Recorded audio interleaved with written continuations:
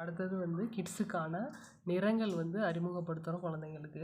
First வந்துட்டு நம்ம class ரூமில் இருக்கிற நிறங்களை பற்றி குழந்தைங்கள்ட்ட கேட்கணும். இங்கே உதாரணத்துக்கு நம்ம கையில் வச்சுருக்க ஏதோ ஒரு பொருட்களோட நிறங்கள், இல்லை நம்மளோட வீட்டு மெட்டீரியல்ஸில் இருக்கிற கலர்ஸு, அது இல்லாமல் போர்டு, மற்ற கிளாஸில் இருக்கிற பொருட்களை வச்சு அது எல்லாம் என்ன நிறத்தில் இருக்குது அப்படின்றத நம்ம குழந்தைங்களுக்கு ஃபஸ்ட்டு அறிமுகப்படுத்துகிறோம்.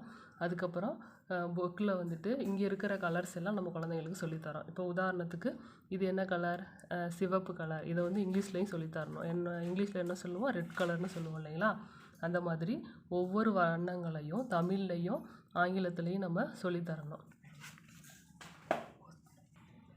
இப்போ இதில் வந்து ஒரு கலர் இருக்கு இல்லைங்களா, இது என்ன கலர் நம்ம சொல்லுவோம், சிவப்பு கலர்னு சொல்கிறோம். இதில் வந்து என்னெல்லாம் பொருட்கள் வந்து குழந்தைங்க பார்த்துருக்காங்க அப்படின்றத நம்ம கேட்கணும். இப்போ இதில் என்னெல்லாம் பொருட்கள் பார்த்துருக்கீங்க, ஆப்பிள், தக்காளி. அடுத்தது இது என்ன நிறம், பச்சை. பச்சை கலரில் நீங்கள் என்னெல்லாம் பார்த்துருக்கீங்க, வெண்டைக்காய். காய்கறிகள் வந்து அதிகமாக பச்சையில் பார்த்துருப்போம். அதில் வெண்டைக்காய். அப்புறம் நம்ம வீட்டை சுற்றி இருக்க செடி மரங்கள் அதில் உள்ள இலைகள்லாம் என்ன நிறங்களில் இருக்குது, பச்சை கலரில் இருக்கும்.